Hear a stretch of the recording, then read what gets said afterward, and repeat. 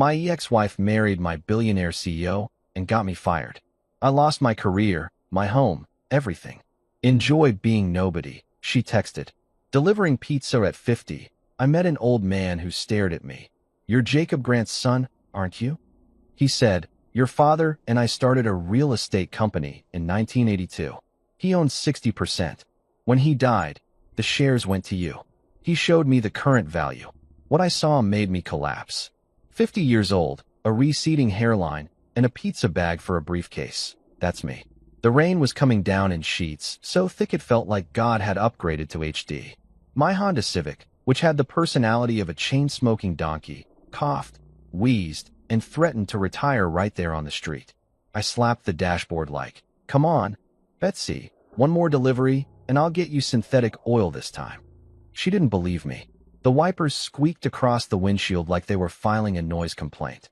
My jacket smelled like a combination of old mozzarella and despair. That's not a cologne you can buy. That's something you earn. I checked the address again, 404 Westwood Drive. The kind of mansion that looked like it could file your taxes and still judge your income. Marble driveway, fountain shaped like some Greek god flexing, and the kind of front door that probably had a security system smarter than me. I stood there holding a large pepperoni in one hand and my dignity in the other, trying not to look like a middle-aged crime suspect. Then the door opened, and standing there was this old man. Late 70s, crisp sweater, eyes sharp like he'd seen too many seasons of life, and still wasn't impressed. Before I could even say, pizza for Drummond, the guy's face went white. Like ghost sees ghost white.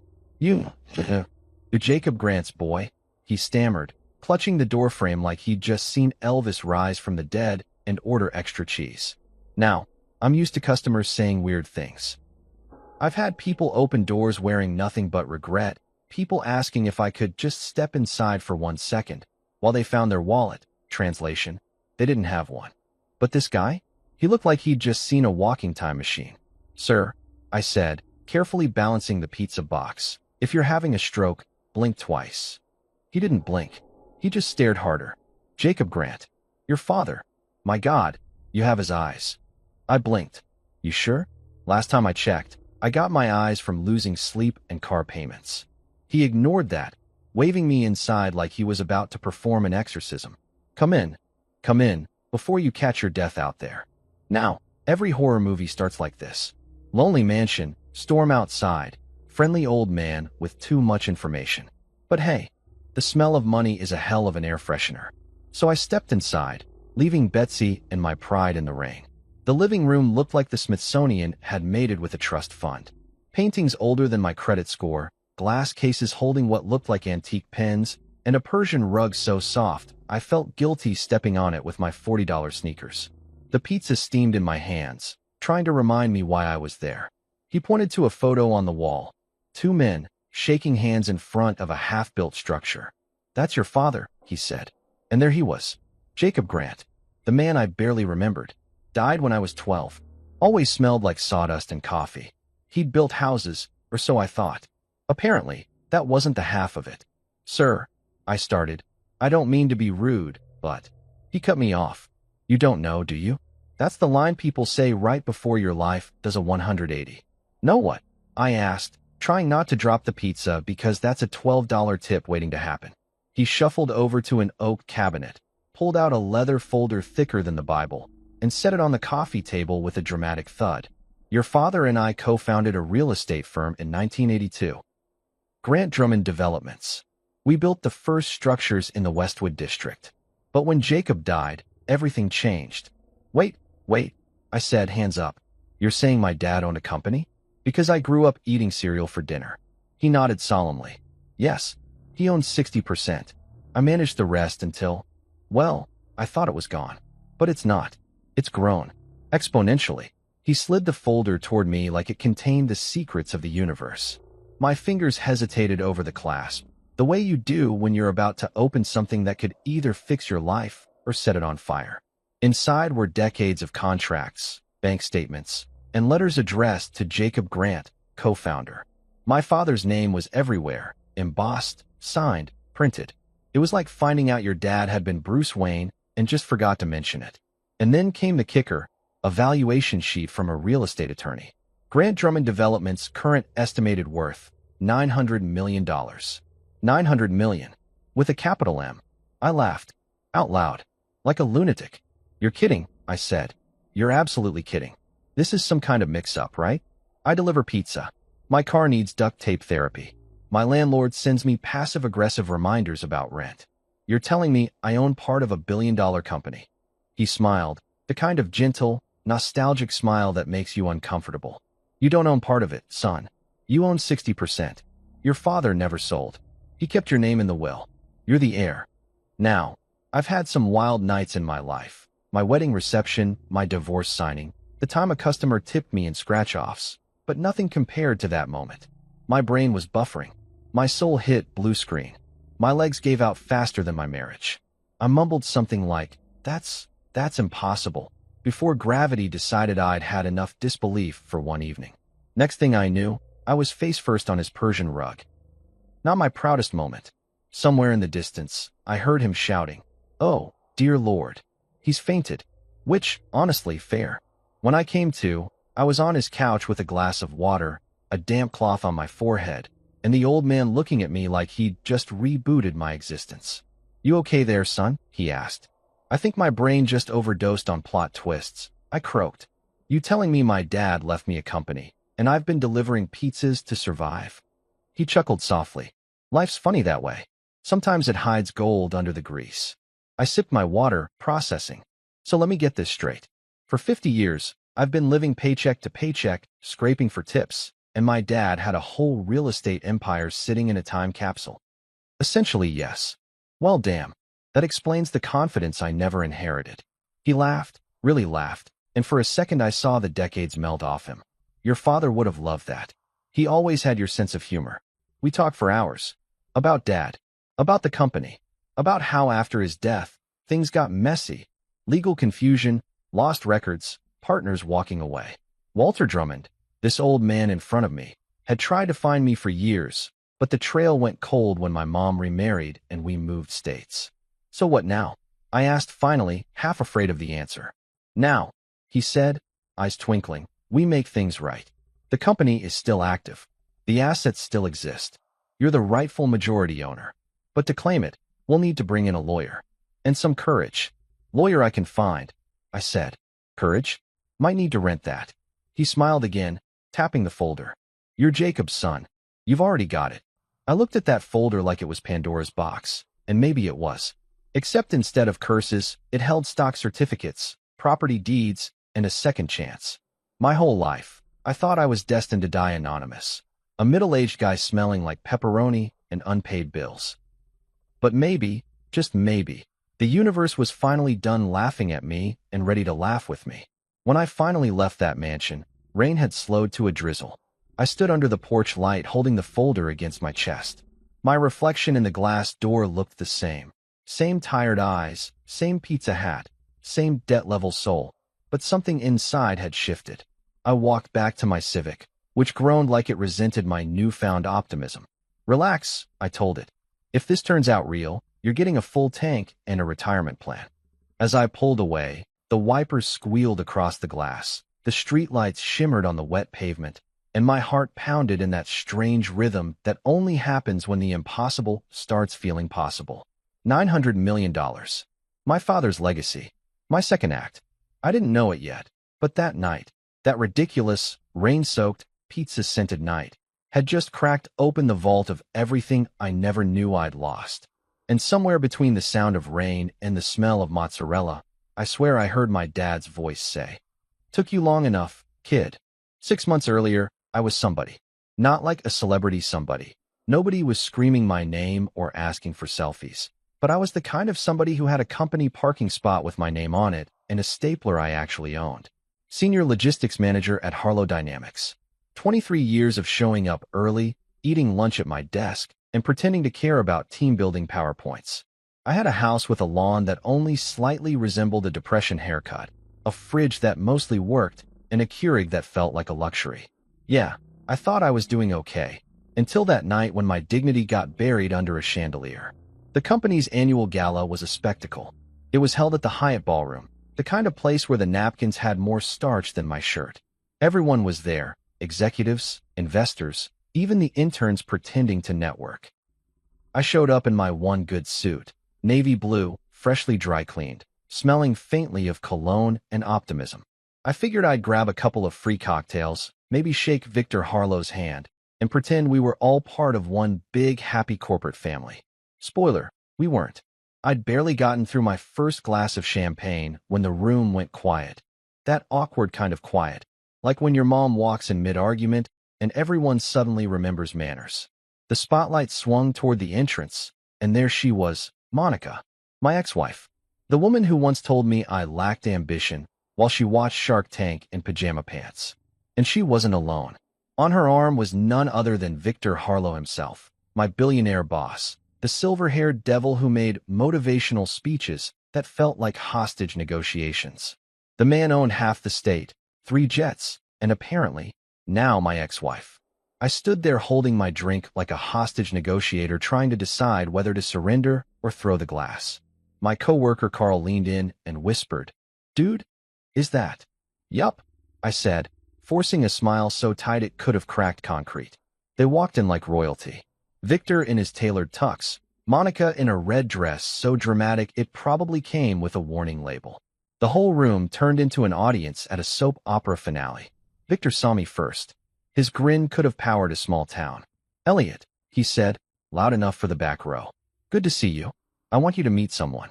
And then came the line that deserved its own gravestone. "This is my fiancée, Monica." Fiancé.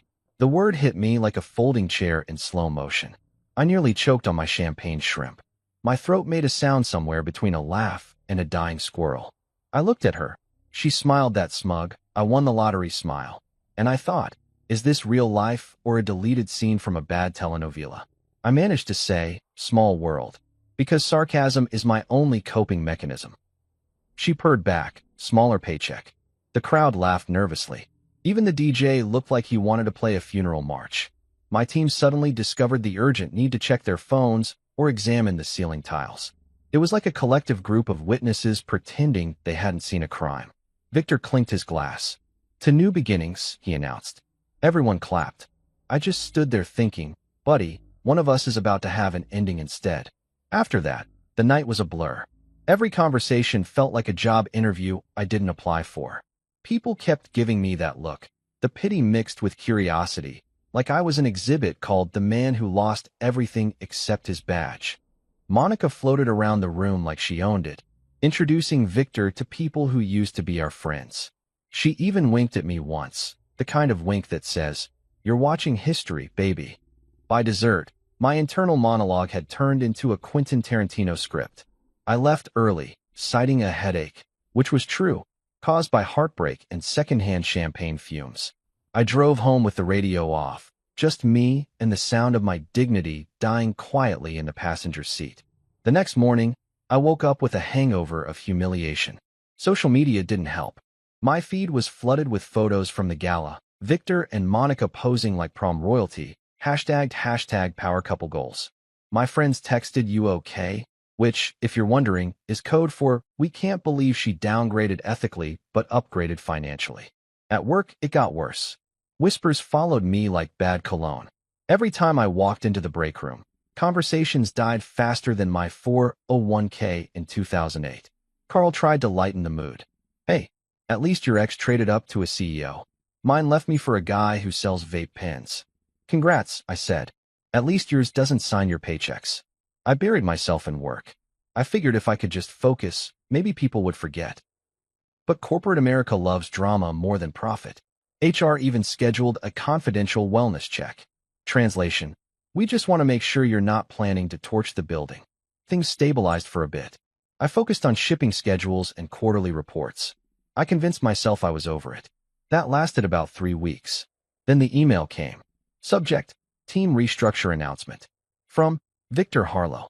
Body: effective immediately, logistics and distribution will report directly to the executive office. Please join me in welcoming Monica Harlow as senior advisor. I stared at the screen, reread the name, and whispered, "Oh, you've got to be kidding me." Carl poked his head over the cubicle wall. "Is that?" "Yep, I said. He winced. Want me to fake a fire drill? I appreciated the loyalty, but there's no escaping hell when it gets your email address. A week later, Monica waltzed into my department like she'd invented the concept of leadership. She wore a blazer that probably cost more than my mortgage and heels that could double as weapons. Team, she said, I'm here to optimize efficiency. I thought, yeah, you optimized my marriage first. She smiled directly at me. Elliot, long time. How are you settling in? Like asbestos, I said under my breath. She blinked. Sorry, I said, doing great. Every meeting after that was a circus. She'd toss around buzzwords like synergy and workflow cohesion, while I sat there fantasizing about moving to Alaska. Victor occasionally popped in, pretending he wasn't staging the world's most uncomfortable threesome, CEO, ex-wife, ex-husband. Then came the gala sequel, our quarterly earnings meeting, where Victor announced record profits. He thanked Monica for her strategic insights, which was code for, I like her taste in yachts. Everyone clapped. I did too, because survival instinct is powerful. After the meeting, she cornered me near the elevators. Still mad? She asked sweetly. Mad? I said. No. I just hope your prenup has a loyalty program. Her smile faltered for half a second, then came back sharper. You always were funny, Elliot. Too bad humor doesn't pay the bills. Yeah, I said. Guess that's why I stayed married to you for so long. Elevator doors closed before she could reply. I counted that as my one win of the week. But karma's got a sense of humor. Because exactly 7 days later, HR called. Elliot, can you come in for a quick chat? Now, quick chat in HR language translates to pack up your stapler. I walked in, trying to look confident. The HR manager, a woman named Linda with empathy powered by caffeine and scripts, gestured for me to sit. We've noticed discrepancies, she began. Inventory losses totaling $2 million. All traced to your authorization codes. I laughed. Out loud. You think I stole $2 million in brake rotors and forklifts? Lady, I can barely afford a second Netflix account. But she wasn't smiling. She slid a stack of papers across the table. Invoices, digital signatures, my name everywhere. These are your credentials, she said gently, like she was talking to a toddler with a fork near an outlet. The cameras? I asked. Malfunctioned, she said. Of course they did. Cameras always malfunction when the plot thickens. Next thing I know, I'm being escorted out like I tried to sell state secrets. My ID badge was deactivated so fast it beeped in protest. My coworkers watched from their desks, eyes wide, pretending they weren't recording the moment for group chat entertainment. Victor called that evening. Elliot, he said, in that fake friendly CEO tone, let's handle this quietly. I'll let you resign. No need for scandal. Generous, I said. You're offering me the privilege of pretending I didn't get screwed over? Consider it a gift, he said. I almost said, I already got your last gift. Her name's Monica. But I bit my tongue. Go to hell, Victor. He sighed. I was afraid you'd say that. Click. That's when it hit me. I'd lost everything. My job, my reputation, and the last shred of self-respect I'd managed to keep after the Monica fiasco. That night, I sat in my kitchen, staring at my Keurig like it had betrayed me too. The coffee tasted like irony. I updated my LinkedIn bio to currently seeking opportunities anywhere. My mother called the next day. She always had perfect timing for disasters. Elliot, she said, sometimes the universe slaps you so hard it resets your Wi-Fi. Thanks, Mom, I said. Should I check my signal strength? She sighed. You'll land on your feet. You always do. Just maybe not in a pizza shop this time. I laughed bitterly. Sure, Mom. Because destiny totally takes suggestions. And just like that, my 23-year climb up the corporate ladder ended with a pink slip, an ex-wife with a diamond the size of guilt, and a boss who thought justice was optional. But life has a funny way of circling back. 6 months later, I'd be holding a pizza box and $1 billion secret in my grease-stained hands. I just didn't know it yet. You ever notice how life doesn't just knock you down? It sets up a full presentation about why you deserved it? Yeah, that was my life after Harlow Dynamics. 1 week, I was senior logistics manager, core team member, with a parking spot and a drawer full of highlighters. The next, I was unemployed, single, and eating cereal out of a salad bowl because the dishes were too emotionally triggering. When HR called me in, I already knew something was off. Linda, the HR manager, Looked like someone who'd rehearsed bad news in front of a mirror. "Elliot," she said with that artificial calm. "Can you come in for a quick chat?" "Quick chat my ass. That's corporate for bring a box." I walked in anyway, still pretending this was going to be about restructuring or growth opportunities. Spoiler, it was about neither. She gestured for me to sit, then slid a folder across the table with the delicacy of a bomb technician. "We found discrepancies," she began. "Inventory losses totaling $2 million. I laughed, which, apparently, was the wrong response. "Linda, if I'd stolen $2 million, do you think I'd still be driving a Civic with one working window and a Bluetooth speaker held together by duct tape?" She didn't even blink. "The documents have your signature and login. We have to follow procedure." "Procedure?" I once followed procedure so tightly I color-coded my panic attacks. She looked uncomfortable.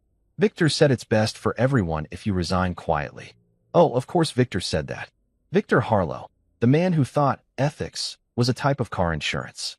I pictured him sitting in his glass office, sipping overpriced espresso with Monica whispering poison in his ear.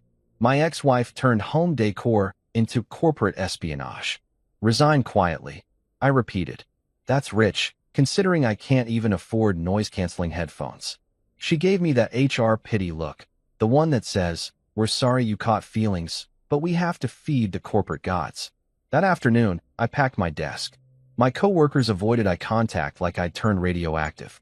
Carl tried to fist bump me, but ended up offering a handshake midair, so it looked like we were negotiating peace.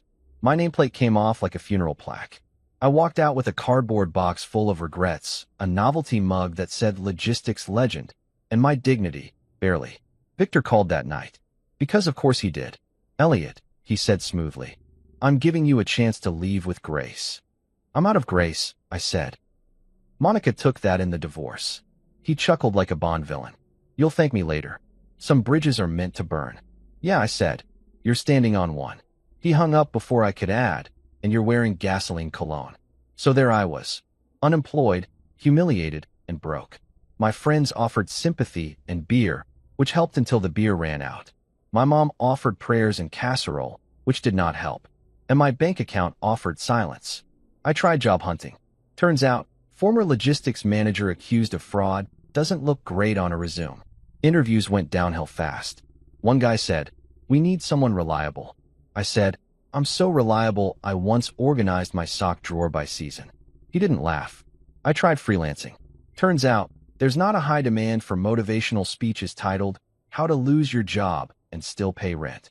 By month 2, I was behind on bills, eating tuna straight from the can, and contemplating selling my Keurig for gas money. I even applied to drive for a rideshare company. The app politely informed me my car did not meet minimum standards.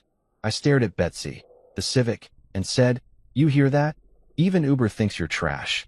She blinked her check engine light in solidarity. Then, one night, I stumbled into Luigi's Pizza. It was a tiny shop tucked between a vape store and a nail salon, with a flickering sign that said "Best Slice in Town." The smell hit me first: garlic, dough, and faint disappointment. Luigi himself stood behind the counter, a stocky guy with arms like breadsticks dipped in testosterone. His accent was thick, somewhere between Brooklyn and pure chaos. "You look hungry," he said, eyeing me. "Hungry, unemployed, and mildly dead inside," I replied. He grinned. "Good. You drive fast." "I drove my marriage off a cliff," I said. "Does that count?" He laughed so hard he slapped the counter. "You're hired." Just like that, I became a pizza delivery guy. 50 years old, bachelor's degree, 23 years in logistics, and I was now responsible for transporting hot cheese across suburbia. It was humbling, sure, but also oddly peaceful. There's no corporate drama in pizza. No backstabbing. No circle back on that. Just pepperoni, addresses, and tips. Of course, the universe wasn't done mocking me. My first delivery? The condo complex where Monica used to live. I pulled up, hands shaking slightly. The receipt said Harlow, penthouse. I almost dropped the box. I considered driving away, faking a car crash, joining a monastery, but the job paid $8 an hour plus tips, so I went up. When she opened the door, her eyes went wide. "Elliot." I smiled the smile of a man who's emotionally bankrupt. "Extra cheese. No loyalty." She stammered. I didn't know you. Delivered happiness for a living? Yeah, it's new. Want me to leave it by your conscience or your husband's desk? She didn't even tip. Typical. Back at Luigi's, I told him the story. He wiped tears from his eyes laughing. You, my friend, are living sitcom. Yeah, I said. Except no laugh track, just overdraft fees. The weeks passed. I got good at the job, real good. I memorized streets, shortcuts, even the regulars' weird requests. One lady always asked for a smile with the delivery. One guy tipped me in Bitcoin. Another invited me in to discuss energy frequencies for 45 minutes. Delivering pizza is like social anthropology with extra carbs.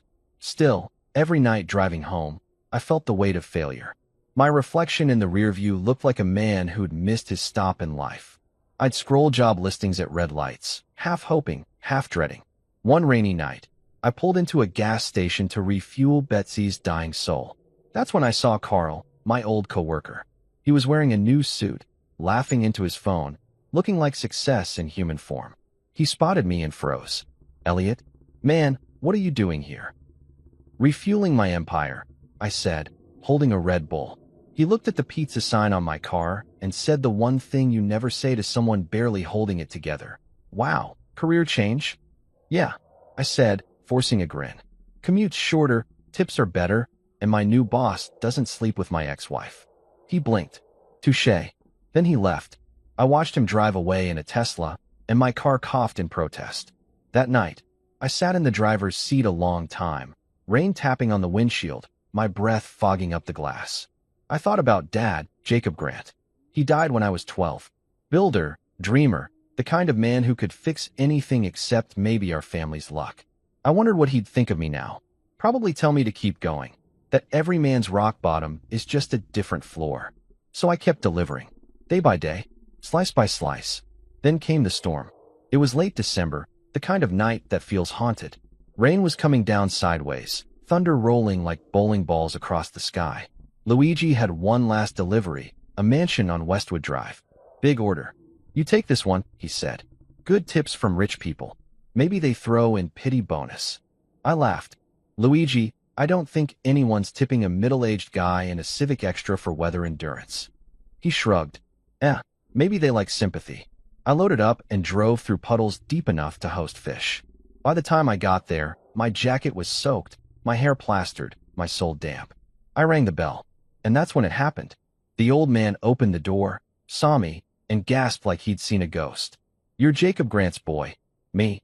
Sir, if you're having a stroke, blink twice. That's how it started. A random pizza delivery on a rainy night. A stranger with too much history and too little warning. That was the night that changed everything. The night the pizza box opened Pandora's vault. But back then, standing on that marble doorstep, smelling like rain and garlic knots, I didn't know it yet. I was just a tired man with a box of pepperoni and a past I didn't know I'd inherited. Losing everything changes your menu real fast. One day you're eating sushi rolls with coworkers who pretend to like you, and the next, you're debating whether ketchup counts as a vegetable. They say rock bottom builds character. Nah, it just wrecks your metabolism. When I first lost my job, I still had dignity leftovers. I'd go to my favorite deli and order the usual, acting like my credit card wasn't sweating in my wallet. But after a few overdraft fees and one particularly aggressive payment decline, beep, I retired from fine dining and joined the gas station food club. Its exclusive membership fee is shame, and the dress code is despair. Breakfast became black coffee and existential dread. Lunch, whatever was 2 for 1 near the register. Dinner? Depends on the expiration date. I called it the gourmet misery diet. Guaranteed to slim your wallet and your will to live. Luigi's Pizza saved me from total collapse. I'd stumbled into that place like a man on autopilot. My life's GPS was permanently stuck on recalculating. Luigi didn't ask for a resume or references, just if I could drive and not die doing it. You drive fast, he'd said, squinting at me like a mob boss evaluating a getaway driver. I drove my marriage off a cliff, I told him. Does that count? He slapped the counter, laughed like a man who'd seen too many bad decisions, and said, You start tonight. So I did. Delivering pizza wasn't glamorous, but it kept my hands busy and my brain from replaying every stupid life choice I'd made. I became the Picasso of pizza delivery. I knew every shortcut, every grumpy doorman, every customer who tipped in change and guilt. There was Rick, the guy who ordered the same meat lovers special every Friday and tipped exactly $2, because that's how my daddy did it. There was Jen, the yoga instructor who claimed carbs were evil but still ordered extra garlic knots for her roommate. And then there was Kyle, my personal favorite, a high school kid who ordered a medium pepperoni and asked me life advice like I was a low-budget Yoda. "Mr. Grant," he'd say, "is love real?" "Kid," I'd reply. "If it is, it sure doesn't pay rent." But I liked the kid. Reminded me of myself before life turned into a slapstick tragedy. Still, some nights hit different. I'd park the Civic outside a mansion, see some happy couple answering the door, the warm lights spilling out like life was fair, and I'd feel it. That ache, the one that whispers, "This should have been you." Then I'd drive away, blasting 80s rock like I was trying to drown out my own thoughts. Then came the night. Rain again. The kind of rain that makes you question your life choices. I was soaked, cold, and on my fifth delivery. Luigi yelled over the sound of thunder. "Last one. Big house, rich guy, nice tip." Music to my broke ears. I pulled up to a mansion on Westwood Drive, the kind of place that makes your car feel like it needs a shower. I trudged to the front door, balancing the pizza and praying my hair didn't look as unemployed as I felt. I rang the bell. An old man opened the door. Gray hair, expensive sweater, eyes sharper than my bank overdraft notice. He took one look at me and gasped. "You're Jacob Grant's boy," he said, like he'd just seen a ghost. "Sir, if you're having a stroke, blink twice," I said automatically. He didn't blink. He just looked at me, trembling. "Your father." "Jacob. He was my partner." "My father? Partner?"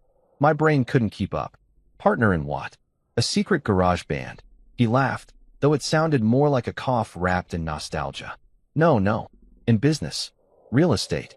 We built half this city." I blinked. "You sure you got the right Grant?"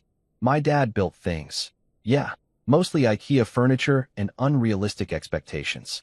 He waved me inside. The house looked like a museum that hired a decorator addicted to mahogany. The air smelled like money and dust. "You have his eyes," he said softly, pulling out a leather folder. "He'd be proud of you." I didn't know whether to laugh or ask for hazard pay. Proud. The man didn't even know I was out here delivering pizza to mansions that used to have his blueprints. Then he laid it all out. Jacob Grant, my father, wasn't just a construction worker. He co-founded Grant Drummond Developments in 1982, owned 60%. But after his death, everything got lost in paperwork, confusion, and greed. I thought he was crazy, until he showed me proof. Contracts, bank statements, my dad's signature, clear as day. And then, the kicker, a property valuation that nearly made my brain shut down. $900 million. $900 million. I don't remember much after that, except the sound of my dignity fainting. My knees gave up like they'd been waiting for this exact moment. I woke up on a Persian rug with a glass of water in my hand and the old man hovering over me like a worried doctor. "Easy there, son," he said. "Big news to process." "You think?" I croaked. "You just told me my dad was Scrooge McDuck and forgot to leave a map." He chuckled. "Your father was brilliant but modest. He never cared about the money. He cared about the land. The people." I sat up slowly. "Well, I care about both. Especially the money." He smiled. "You sound like him, just a bit more cynical." "Yeah, well, cynicism's cheaper than therapy." We talked for hours. About my dad, about the company, about how life had twisted what used to be honest work into corporate greed. The man's name was Walter Drummond. He'd been my dad's business partner, now retired and haunted by the past. "After your father died," he said, "the company fell apart. But the assets? Still there. The land you're standing on, your family owns it. 60%, to be exact. That number again. 60%. My dad's silent majority share in a corporation I never knew existed." Walter leaned back. "You could claim it. All of it. But it won't be easy. You'll need a lawyer. Someone who knows how to fight people who've been rich too long." "Walter," I said, "I deliver pizza for a living. My lawyer right now is Google." He laughed so hard I thought he'd break a hip. "Then let's fix that." He scribbled a name on a card and slid it over. "Patricia Norwood. She's ruthless. Smart. Doesn't blink at billionaires." I pocketed the card. You sure she takes clients who still use coupons? He winked. She will for you. When I finally left, rain had slowed to a mist. I stood on the porch, soaked but weirdly alive. My Civic sat there looking offended, like, you sure you belong here, buddy? I got in, started the engine, and just sat. $900 million. My father's legacy. My second chance hiding behind a pizza box. I laughed out loud. Not the ha-ha kind. The unhinged kind. Of course, I muttered. My big break comes with mozzarella. Driving back, I thought about all the years I'd spent chasing validation from people who saw me as replaceable. I thought about Victor and Monica, how they'd smiled while stabbing me in the back. And I thought about my dad, who apparently built empires while I built excuses. Maybe this was it. The twist.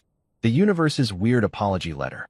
When I got to Luigi's, he was wiping down counters and humming Sinatra. You look like you saw a ghost, he said. Close, I replied. I saw my inheritance. He squinted. How big? Let's just say if I tip you, it'll pay off your mortgage. He grinned. Then maybe you buy better car, eh? Betsy and I have history, I said. But yeah, she's about to get some upgrades. I didn't tell him everything. Not yet. It sounded too crazy.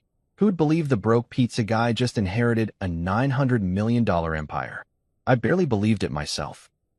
That night, I lay in bed staring at the ceiling, the old man's words echoing in my head. You're Jacob's son. You have his courage. Yeah, Dad. I whispered into the dark. Guess it's my turn to build something. I didn't know then how messy it would get. How revenge would come wrapped in legal briefs and corporate seals. How Victor's empire sat right on top of my land. But at that moment, lying in my cheap apartment smelling faintly of pepperoni and purpose, I felt something I hadn't felt in years. Hope. And maybe hunger. Because, full confession, the gourmet misery diet doesn't include dinner breaks. There are hangovers, and then there's the kind you get when you realize you're worth more than every Powerball winner in your zip code. It's not the kind of hangover Advil can fix. It's the dizzy, heart-rattling. Is this a prank? Kind that makes you check your pulse and your bank app every 5 minutes. That morning after the mansion revelation, I woke up in my apartment, surrounded by pizza boxes and destiny. The folder Walter had given me sat on the coffee table like a glowing suitcase from Pulp Fiction. I hadn't slept. I just kept staring at those numbers. 900 million. My brain couldn't process it. It was like trying to imagine infinity or my ex-wife being humble. I brewed instant coffee because irony pairs well with caffeine and tried to talk myself down. Okay, Elliot, I said out loud, pacing the room in my socks. You are either about to be rich or about to join a pyramid scheme for ghosts. Betsy, my car, sat outside like a loyal dog that hadn't been fed in months. I promised her leather seats and premium gas if this turned out real. She didn't answer, probably too emotional. By noon, I'd showered, shaved, and put on my best, not a scam victim outfit. A button-up shirt that hadn't seen daylight since my firing and jeans without pizza grease. I drove back to Walter's mansion, windshield wipers squeaking like a stressed violin. When I got there, he greeted me like I was family he'd just found on Ancestry.com. Elliot, come in. You look better. Less confused. Oh, still confused, I said.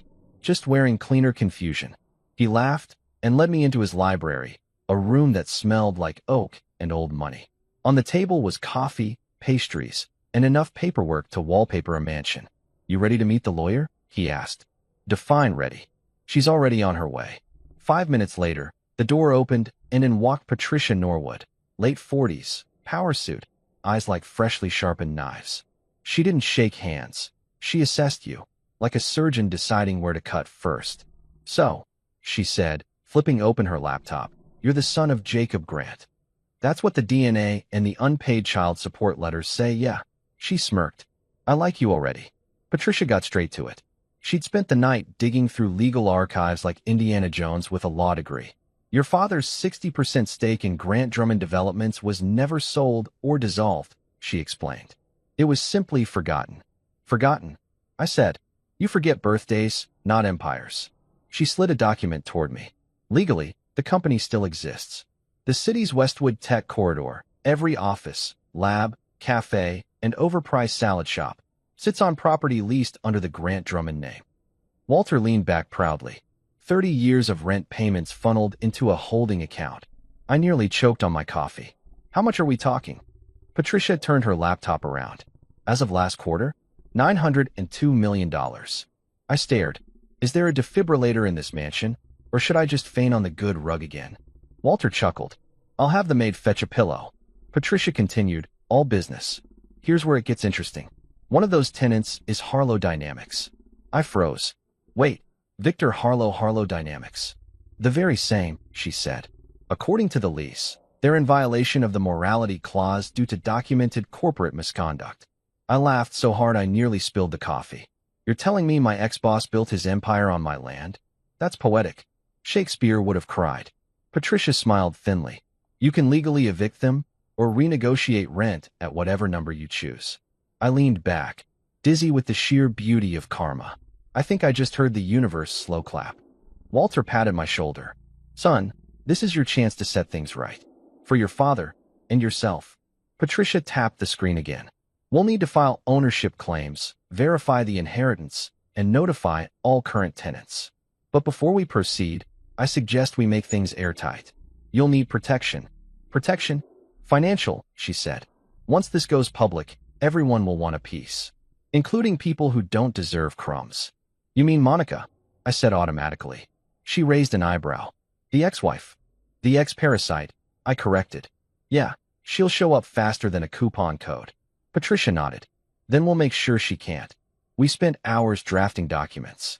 I signed more papers than when I bought my house, car, and divorce combined. Walter kept bringing tea, smiling like a proud grandparent. I couldn't stop thinking about my dad, how he must have poured his life into this, only for it to vanish under dust and bad timing. At one point, Walter said softly, he'd be proud of you, Elliot. You have his spark. Thanks, I said, trying not to tear up. I just wish he'd left a roadmap instead of a mystery box. He left you something better, Walter said. A chance to rebuild. By evening, Patricia shut her laptop with a decisive snap. Congratulations, Mr. Grant. As of 5:42 p.m., you are the legal majority owner of Grant Drummond Developments. I sat there stunned. So what do I do now? She smirked. Whatever you want. But if it were me, I'd start with revenge and real estate. Walter laughed. Same order I was thinking. Driving home that night felt surreal. Streetlights shimmered off the rain-slick roads, and for once, Betsy's engine purred instead of coughed. I stopped at a red light, staring at my reflection in the windshield. I didn't look rich yet, still had pizza sauce on my sleeve, but something in my eyes had changed. Purpose. My phone buzzed. It was Luigi. Elliot, you forget to clock out. You owe me 20 minutes of labor. Keep it, I said, grinning. Consider it my first donation. Donation? You rob a bank. Better. I inherited one. He laughed. Ah, you joking again? Sure, I said. Let's go with that. When I got home, I poured myself a glass of cheap whiskey and toasted the ceiling. To Jacob Grant, the man who built dreams and forgot to leave a receipt. The next morning, Patricia called with updates. I've scheduled a meeting with Harlow Dynamics legal team for Monday.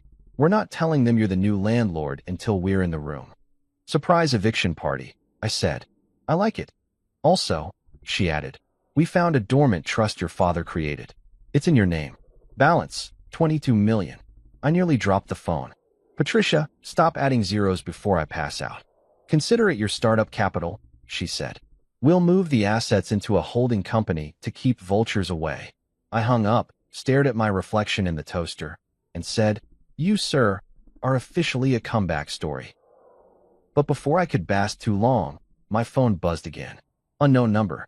Hello, Elliot. It's Monica. Of course it was. The ghost of bad decisions passed. Wow, I said. I didn't realize they gave phones in the seventh circle of hell. She sighed. Can we talk? It's important.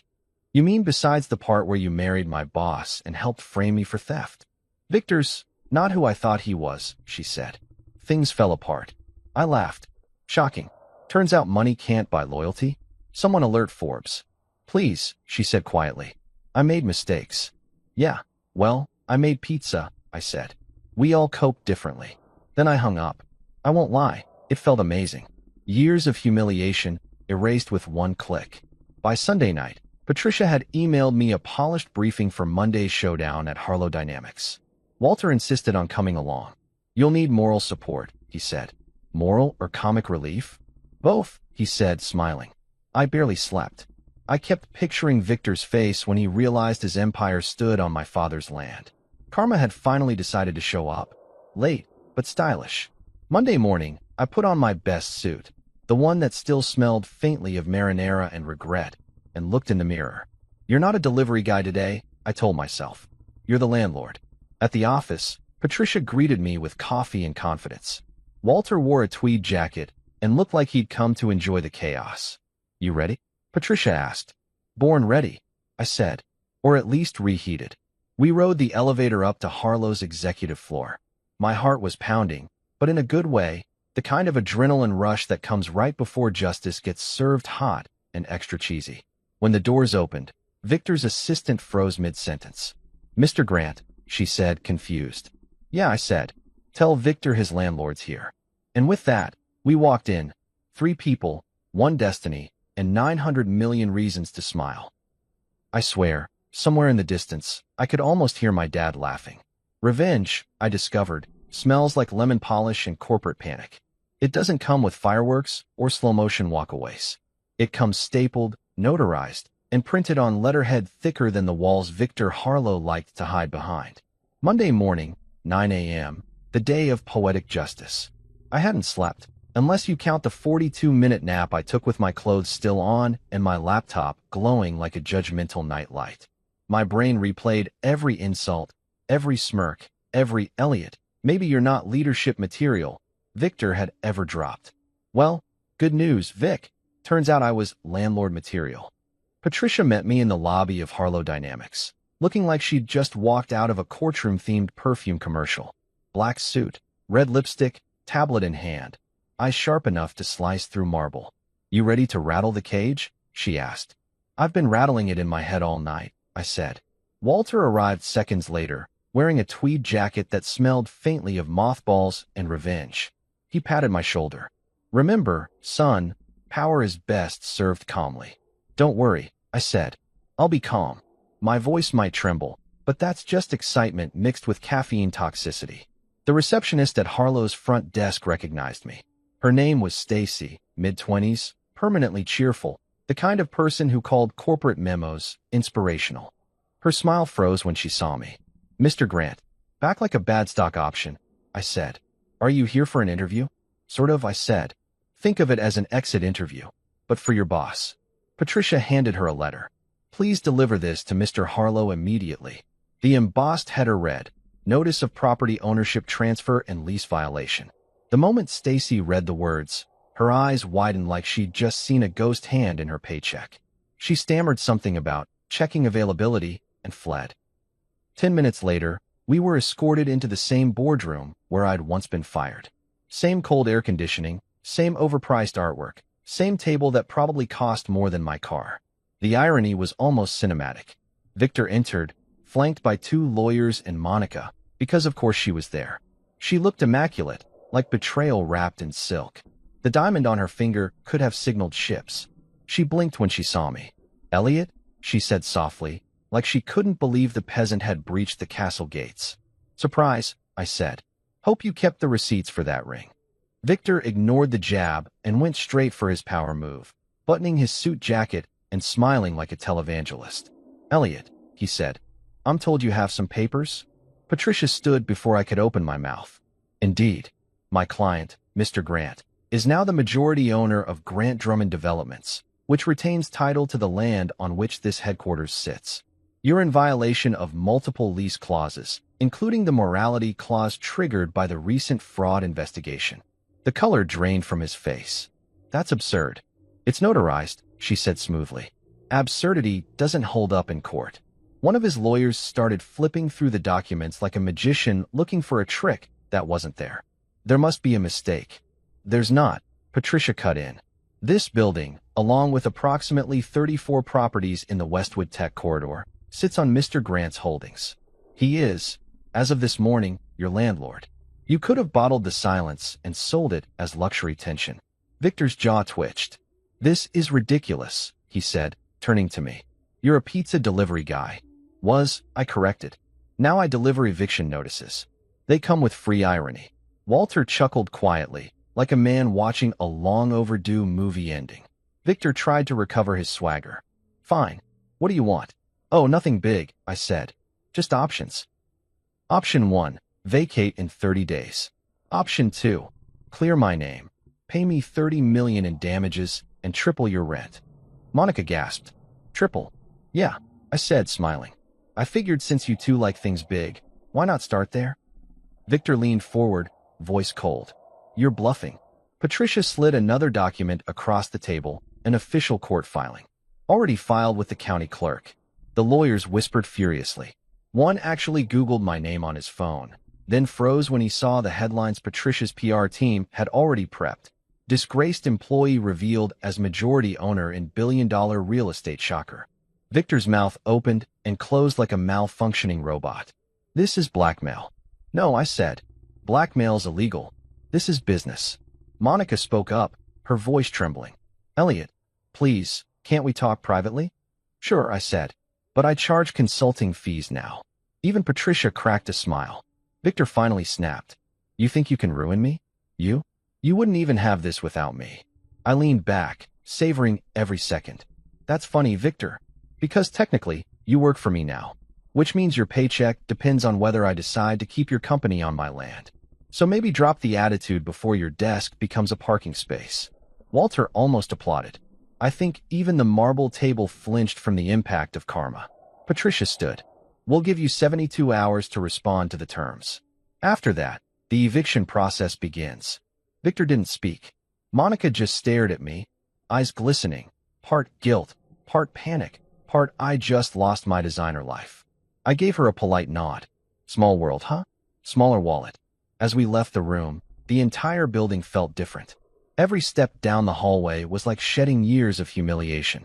People peeked from cubicles, whispering. Some recognized me.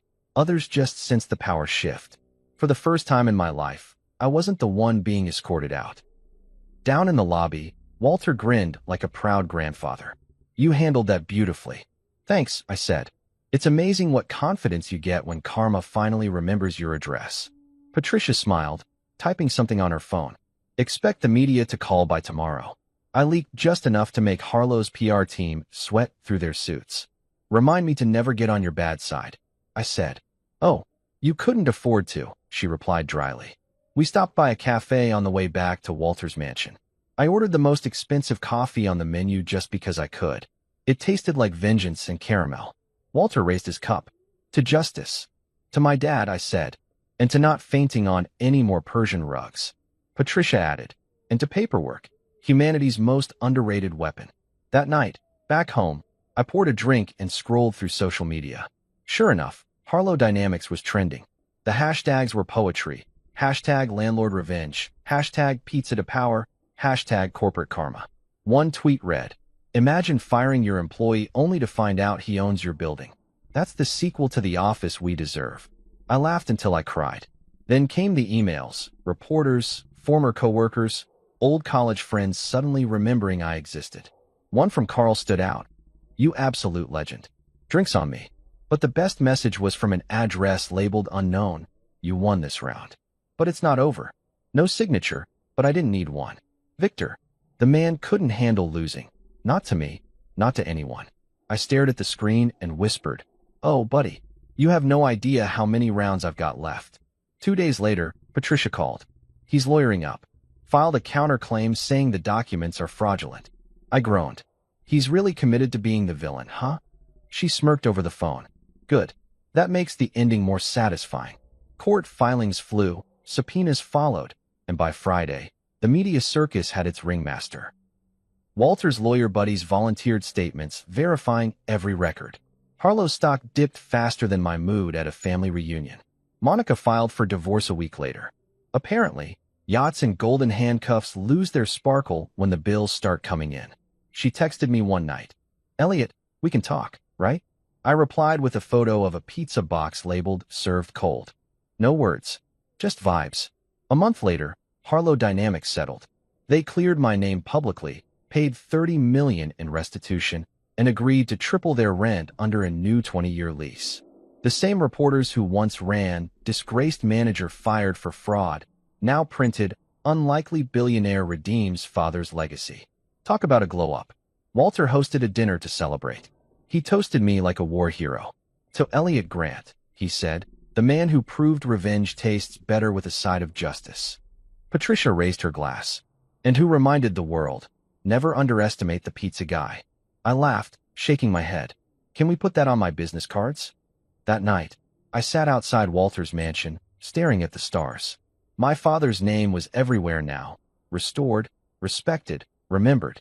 I felt something shift inside me. For the first time in decades, I wasn't angry. I was proud.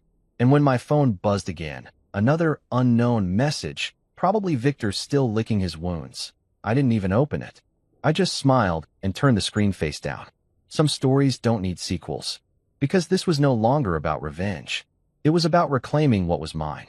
Still, the next morning, when Patricia called and said, "So, what's next for you, Mr. Grant?" I couldn't help but grin. "Simple," I said. "We build something better. Some meetings are scheduled with Outlook invites and complimentary muffins. Others, they're scheduled by fate and delivered with a vengeance. This one, oh, this was the kind where the air itself charges a late fee for breathing." It was a Tuesday, the universal day of corporate suffering. The kind of morning that smelled like burnt coffee and unspoken hostility. I was standing in front of the mirror in my apartment, tying a tie that had seen better days and better jobs. My reflection stared back like, "You sure you want to do this, buddy?" "Yep," I told the mirror. "Today, I'm cashing in on Karma's layaway plan." I threw on my only revenge suit, a dark gray number that still had traces of marinara on the cuff from my delivery days, and walked out feeling like a budget James Bond whose mission was to reclaim his dignity. By 8:45 a.m., I was pulling into the parking lot of Harlow Dynamics, the same building where I'd been fired, humiliated, and slandered. Except now, I wasn't just walking into their office. I was walking into my property. The irony was so delicious it could have been served medium rare. Patricia was waiting for me at the entrance, crisp and lethal in navy blue. She had that, "I dare someone to interrupt me," aura that made interns step out of her way like pigeons avoiding traffic. "You ready?" she asked, sliding a folder into my hand. "Born ready," I said, even though my heart was tap dancing like it had a caffeine addiction. Walter arrived right on cue, cane in one hand, mischief in the other. "If you start sweating, son," he whispered, "just remember, you own the air they're breathing." We entered the lobby. Same scent of overpriced sanitizer and artificial confidence. The receptionist, Stacy, looked up from her computer, saw me, and blinked like she was seeing a ghost her NDA couldn't protect her from. "Mr. Grant," she squeaked. "Still me," I said. "Different paycheck." She fumbled with her headset. Mr. Harlow isn't expecting." Patricia leaned in, voice cool and professional. "He doesn't have to expect his landlord." We walked past her before she could summon corporate security. It felt poetic. The last time I'd walked these halls, I'd been escorted out like a thief. Today, I strutted in like the plot twist. The boardroom was exactly as I remembered it. Long table, ridiculous chandelier, and chairs that probably cost more than my car's resale value. I could practically hear the ghost of my old self whisper, "Don't mess this up." Victor Harlow was already there, surrounded by his entourage of legal yes-men. He looked the same. Flawless suit, smirk calibrated to punchable, and that smug aura of someone who thought morality was optional if your cologne was expensive enough. He glanced up, and for the first time, the smirk faltered. Well, he said, feigning calm. "If it isn't the pizza boy landlord." "Good to see you too, Victor," I said, taking my seat at the head of his table. Correction, my table. Monica was there too, sitting beside him like regret in heels. She looked good, annoyingly good, but her eyes told a different story. They said, "I bet you blocked my number." And I had. Twice. Victor leaned back. "So what's this about, Elliot? Another publicity stunt? The press loves your little rags to riches sob story." Patricia placed a stack of documents in front of him like she was setting down commandments. "It's about finalizing new lease terms and resolving outstanding debts. As you know, Harlow Dynamics occupies property under Mr. Grant's ownership." He gave a lazy laugh. "Ownership. Cute word. I suppose you'll be raising rent." "Triple," Patricia said. "Retroactive." The smirk died right there. Monica whispered something in his ear, probably, "Don't yell in front of the help," But Victor ignored her. He pointed at me. You think this makes you powerful, Elliot? You're playing in leagues you don't understand. I leaned forward, smiling. You're right. I used to play in the minor leagues, working for guys like you. Now I own the stadium. Walter coughed to hide a laugh, but not well. Victor slammed a hand on the table. You can't evict a billion-dollar company overnight. Patricia's eyebrow arched. Legally, we can. Morally, we're overqualified. The silence that followed could have cured hiccups. Finally, I pushed the papers toward him. Option 1. You pay what's owed, clear my name publicly, and sign a new 20-year lease at fair, very fair, terms. Option 2. I evict you.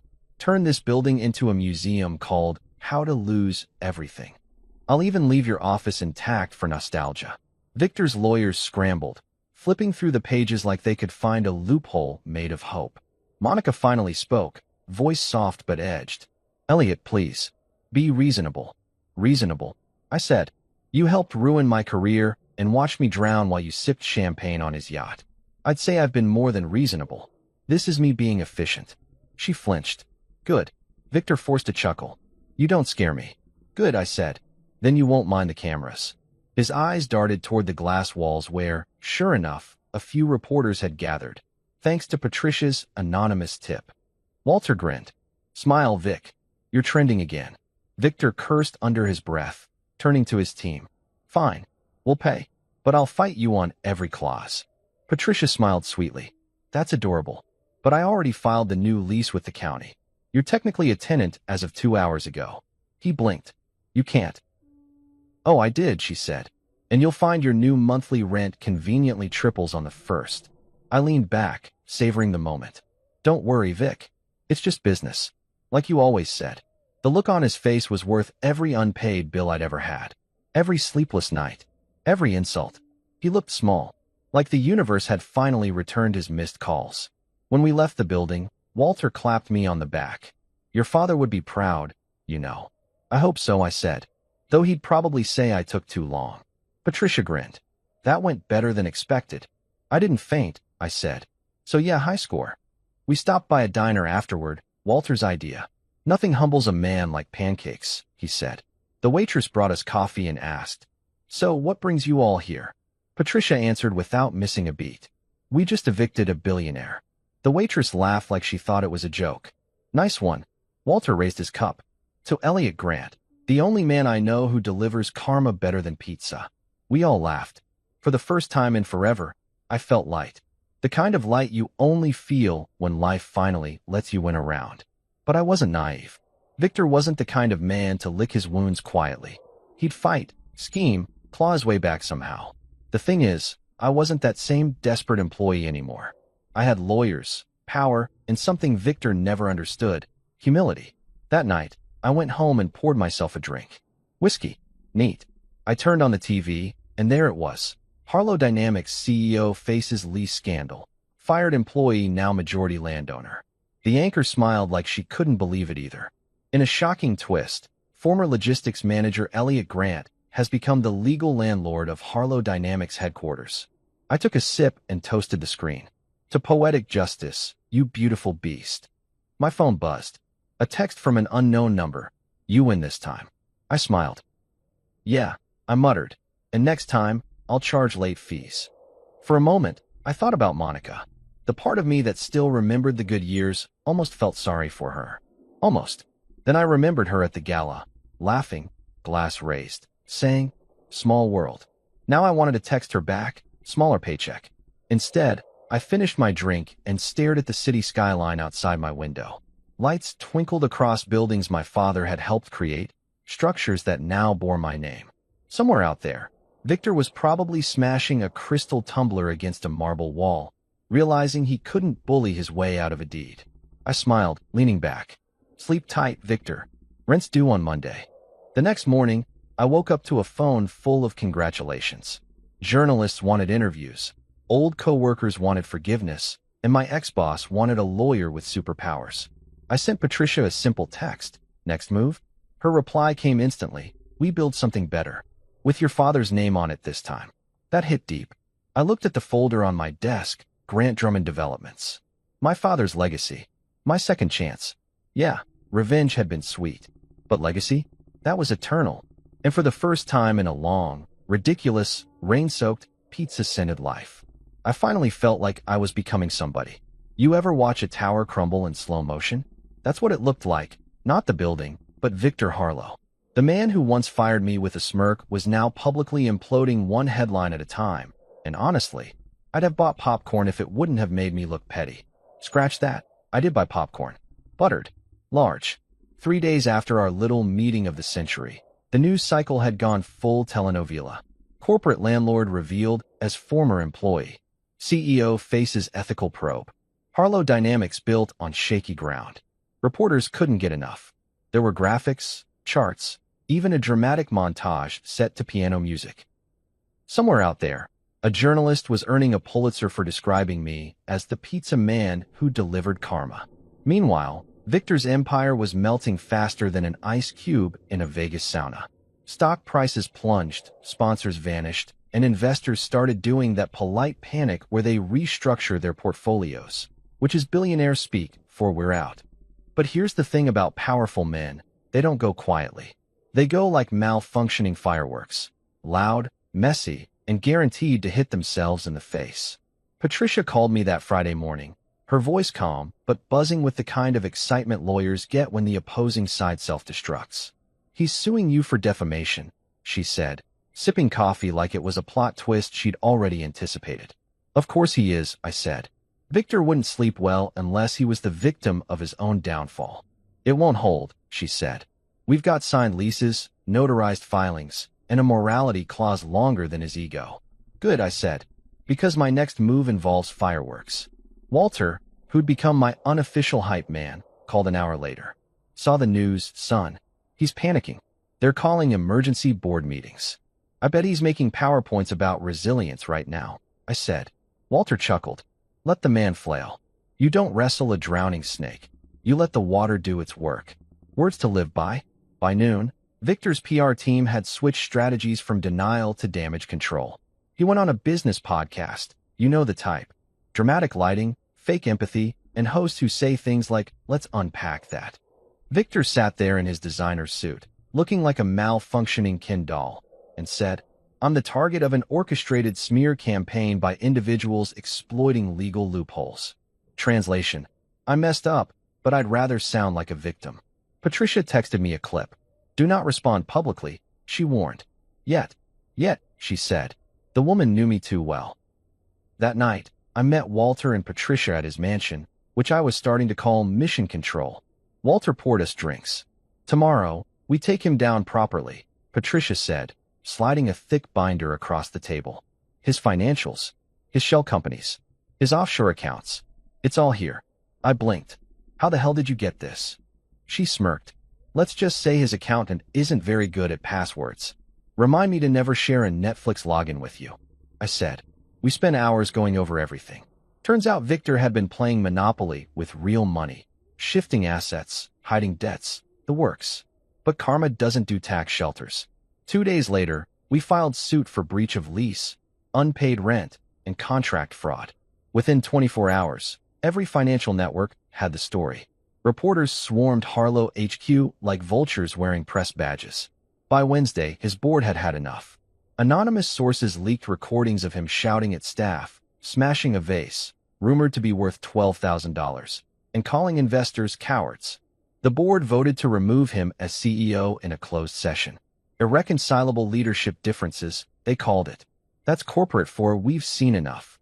When the news broke, I was in my kitchen reheating leftover lasagna and watching the live stream on my phone. The ticker scrolled. Victor Harlow removed as CEO. I raised my fork. And that, ladies and gentlemen, is how you reheat justice. My phone buzzed seconds later. Unknown number. I almost didn't answer, but curiosity won. "Elliot," a hoarse voice said. It was Victor. "Victor," I said, savoring it. "Shouldn't you be drafting your farewell email?" "You think you've won," he rasped. "You have no idea how this world works." "Oh, I know exactly how it works," I said. "You build a throne out of lies and rent it from the guy you fired." He didn't respond for a long moment. Then, "Enjoy your 15 minutes. Click. I stared at the phone, then burst out laughing. "Buddy, I've been waiting 50 years for this 15 minutes. The next morning, the world woke up to a fresh scandal. Harlow Dynamics under SEC investigation. Patricia called, trying not to sound too gleeful. They're uncovering years of misreporting. It's a landslide. Patricia, I said, I'd buy you a yacht right now if it wouldn't make me look exactly like him. Walter, ever the philosopher, just said, every giant eventually trips over their own shadow. Victor went full bunker mode. Lawyers quit. Staff resigned. Monica filed for divorce within a week. Apparently, true love can't survive foreclosure. Her public statement was peak irony. I'm choosing peace and personal growth. Translation: I'm choosing not to be subpoenaed. She texted me once during the chaos. Can we talk? I didn't know it would go this far. I replied with a picture of a pizza box and a note scribbled inside. Some deliveries take a while. She didn't reply. I hope she framed it. As the storm around Harlow Dynamics grew, something strange happened. People started reaching out, thanking me. Former employees, small contractors, even a janitor who'd been underpaid for years. You did what we all wanted to, one message said. You reminded them we're not disposable. That one hit hard. Because for the first time in decades, I realized this wasn't just revenge. It was redemption. Not just mine, but my dad's too. I decided to take Walter's advice and turn victory into legacy. We called a press conference at City Hall, not the dramatic kind with flashing cameras and crying apologies, but one with purpose. Patricia stood beside me, Walter sat proudly in the front row, and I announced the creation of the Jacob Grant Foundation. 30 years ago, I began. My father built this city's foundations, literally. He believed that land shouldn't just be owned, it should lift people. Today, we're honoring that belief. Half of our holdings will fund affordable housing and community redevelopment. The crowd applauded. Reporters shouted questions. One asked, "Is this your way of distancing yourself from Harlow's scandal?" I smiled. No, it's my way of fixing what people like him broke. That quote made the front page the next morning. My dad's photo ran beside mine under the headline, "Son of Forgotten Builder Rewrites His Father's Legacy." Walter cried when he saw it. Not like a soap opera cry, just quiet, proud tears. "You did it, kid," he said. "You turned ashes into architecture." That night, we sat on his porch, drinking tea and whiskey respectively, watching the sun dip behind the skyline my dad had once helped design. "Funny thing," I said, "the same rain that ruined my deliveries built this city." Walter chuckled. "That's poetry, son. Don't get used to it," I said. "I'm still petty." Patricia joined us later, phone in hand. "Final update," she said. "The SEC froze Victor's accounts. He's finished." I leaned back. "So the Titan falls." She smirked. "And the pizza guy inherits the earth." We all laughed, and for the first time in years, I wasn't laughing to hide pain. I was laughing because it was finally over. Victor's face appeared on the news a week later. Paparazzi catching him leaving some country club with sunglasses, beard, and no entourage. The caption read, "Former CEO in legal limbo." I almost felt sorry for him. Almost. I thought about calling him just to say something profound like, "How's the view from rock bottom?" But then I remembered how he once said, "You'll never be somebody." So instead, I whispered to the TV, "I am now." Walter passed peacefully not long after. He left me a note, written in that perfect old man cursive. "We built things that lasted, Elliot. Keep building." And I have. The foundation grew. My daughter finished nursing school debt-free. My son left his corporate law job to work with Patricia helping people who'd been screwed over like I was.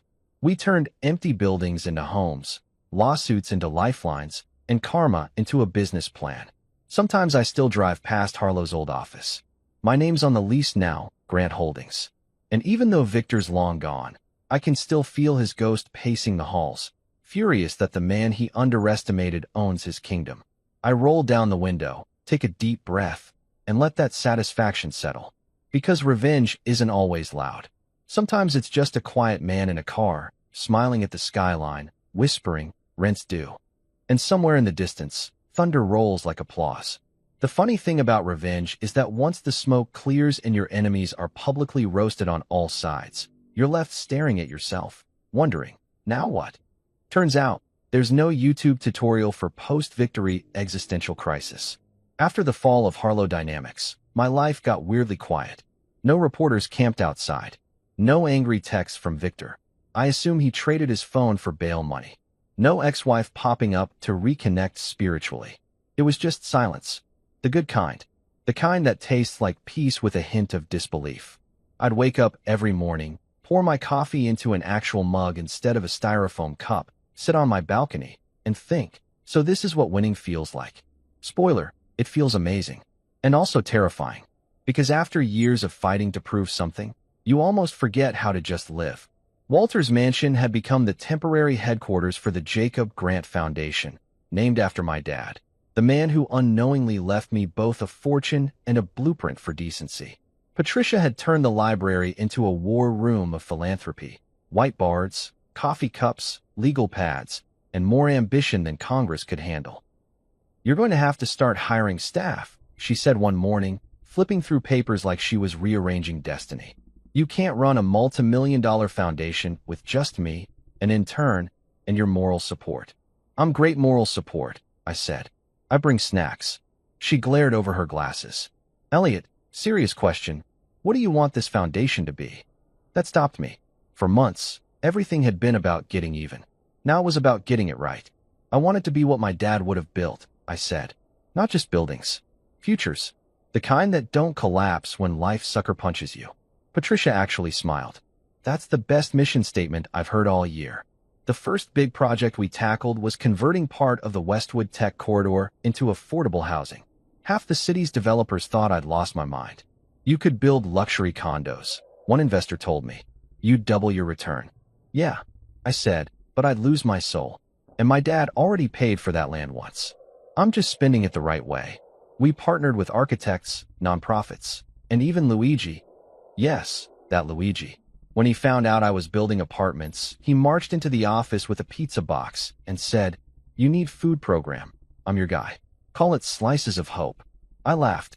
"Luigi, that sounds like a Hallmark movie." He grinned. "Exactly. Hallmark movies make people cry. Crying people donate money." I couldn't argue with that logic. Within 6 months, the Grant Homes initiative broke ground. Hundreds of units designed to be eco-friendly, affordable, and actually livable. Not those shoebox apartments where you can brush your teeth while cooking ramen. Real homes, with dignity baked into the blueprints. The media went wild again. From fired employee to city builder. The Pizza King of philanthropy. My favorite headline, though, came from a local blogger who wrote, "Man wins at life, still tips generously." I printed that one and framed it in the office. Walter lived long enough to see the foundation's first site break ground. He stood there with a hard hat that looked slightly too big for him and said, "Your father would have loved this." He believed success wasn't measured by height, but by how many people you lifted with you. "Then we're doing it right," I said. He nodded, smiling. "Promise me one thing, Elliot. Don't let success make you forget struggle. People who forget struggle start hiring publicists to remember it for them." I laughed, but that line stuck with me. When Walter passed peacefully a few months later, he left me a handwritten note. No legal jargon, no instructions, just, "You turned ashes into architecture." I read it 100 times. Still do. After his funeral, I went back to the site alone. The wind was cold, the air thick with the smell of wet soil and new beginnings. I stood there in my coat, watching construction crews move like ants building something meaningful. "This one's for you, Dad," I whispered. And maybe it was my imagination, or maybe fate was just showing off, but I swear I heard the faintest echo of his voice in the wind. "Took you long enough, kid." That night, I sat with Patricia and my 2 kids, Clara, now a registered nurse, and Ben, who'd just quit his corporate law job to join us at the foundation. "You sure you want to do this?" I asked him. "I can't pay you what you made at that firm." He shrugged. "Yeah, but I'll actually sleep at night." Clara smirked. "And I'll get to boss you both around. It's a win-win." I looked at them, really looked, and realized something wild. For the first time in decades, my family wasn't something I was fixing. It was something I was building. Over dinner, Patricia raised a glass. "To the Grant family. Proof that karma has a construction permit." We all laughed. Still, the ghosts of the past have a habit of showing up uninvited. One morning, as I was walking out of a meeting, a familiar voice stopped me. "Elliot." I turned. "Monica." She looked human. Not the polished, untouchable goddess I'd once married, but softer, tired, real. She held a folder, but her eyes were the apology. I heard about the foundation, she said. You're doing good things. Yeah, I said cautiously. Took me long enough. I just wanted to say, I'm sorry. For all of it. I studied her face. The old anger didn't flare up. The fire had burned out, and what was left was peace, or maybe indifference. Thanks, I said finally. But you don't owe me that anymore. We're both different people now.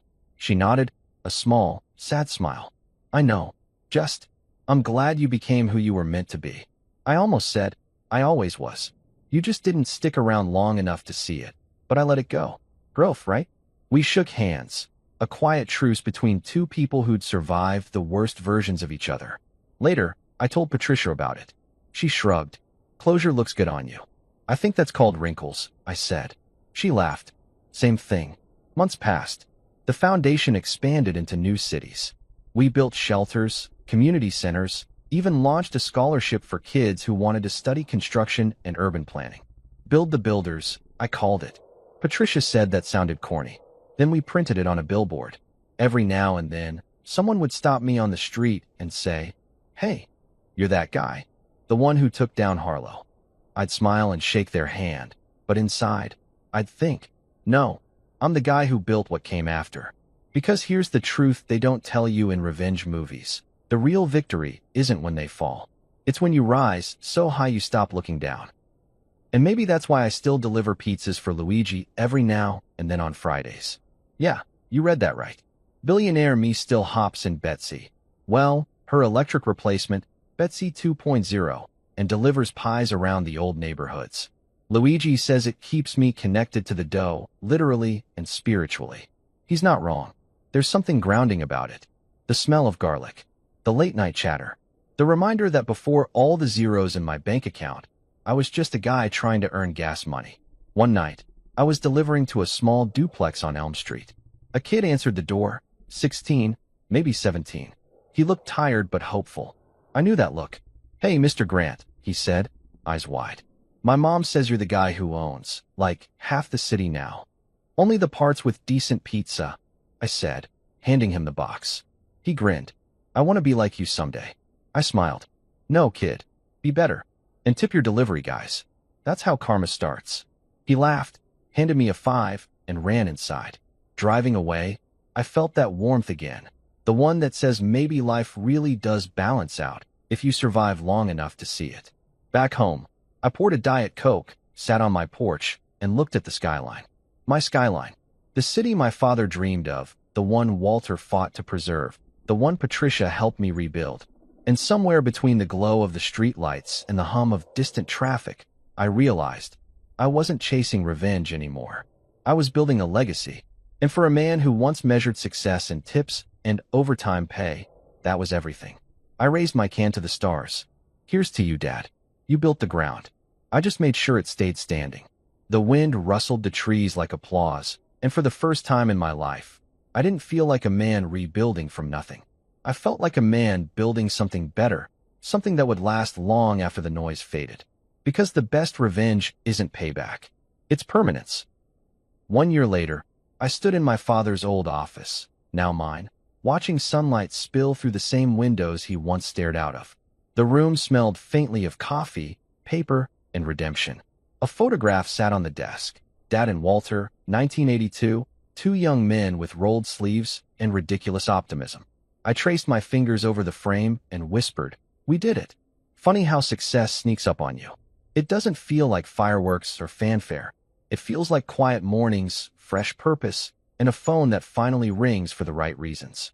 My calendar was filled with meetings that didn't involve survival, board members, city planners, foundation leaders. People actually wanted my advice. Me, the guy who once got yelled at for not delivering extra ranch dressing. That morning, Patricia leaned in the doorway with a smirk. Press wants you for a follow-up interview. They're calling you the pizza landlord of the people. I groaned. That sounds like a mascot with gout. She laughed. Could be worse. They could have called you Revenge Daddy. I shuddered. Patricia, please. It's too early for therapy. She walked in, setting down a file. Before your ego inflates, we got final reports from the first Grant Homes complex. 92 families moved in last week. One single mother told the media her kid has his own bed for the first time in 3 years. That one hit deep. I nodded slowly. That's it, huh? That's what being somebody actually looks like. Exactly, she said. Turns out building hope pays better than vengeance. Not as flashy, though, I said. No one makes movies about zoning permits. She smirked. Maybe they will now. Later that day, I visited the site myself. No cameras, no PR team, just me. The smell of new paint and cut grass filled the air. Kids laughed in the courtyard, riding bikes and chasing each other like the world hadn't told them no yet. I met a woman named Rosa, holding her baby girl on the balcony. You're Mr. Grant? She asked, eyes wide. Depends who's asking, I said. My landlord doesn't usually shake hands, she said, smiling. Yeah, well, I replied. Your landlord used to deliver pizzas. She laughed. That's why the world still needs you. Driving back, I stopped at Luigi's Pizza, because some traditions don't retire, they just age like fine cheese. Luigi saw me walk in and shouted, Mr. Big Shot, you still remember us little people. Little people? I said, Luigi, you charge $20 for a large pepperoni. He grinned. Inflation and humility tax. I sat at the counter, ordered a slice, and let the noise wash over me. The sizzling ovens, the radio playing 80s hits, the laughter of delivery guys who didn't know they were standing in a place where fate once clocked in. Luigi leaned over. So tell me, boss, you happy? I thought about it. Yeah, I said. For the first time in my life, I'm not chasing anything. I'm just standing still, and it feels good. He nodded like a philosopher with sauce on his apron. Standing still is how you know you made it.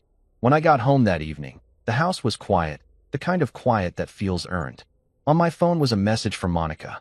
Just one image, me handing apartment keys to a young mother, a photo she must have seen online. Her text read only, I'm proud of you. I didn't reply, not out of spite, but because there was nothing left to say. Some conversations end better in silence. Instead, I sent the photo to Patricia with the caption, This is what being somebody looks like. She sent back a thumbs-up emoji and a wine glass. Classic Patricia. That night, I found another note in Walter's handwriting tucked between old papers. You turned your father's dirt into a garden. Don't forget to keep planting. I poured a drink, stepped out to the balcony, and looked over the city skyline glowing like a promise finally kept. Down below, a delivery car rolled past. Same pizza logo, same headlights cutting through the dark. I smiled. Life had a weird sense of humor. Sometimes you start as the delivery guy, and one day you realize you've been delivering something else entirely. Hope, justice, second chances. I raised my glass to the night. To you, Dad.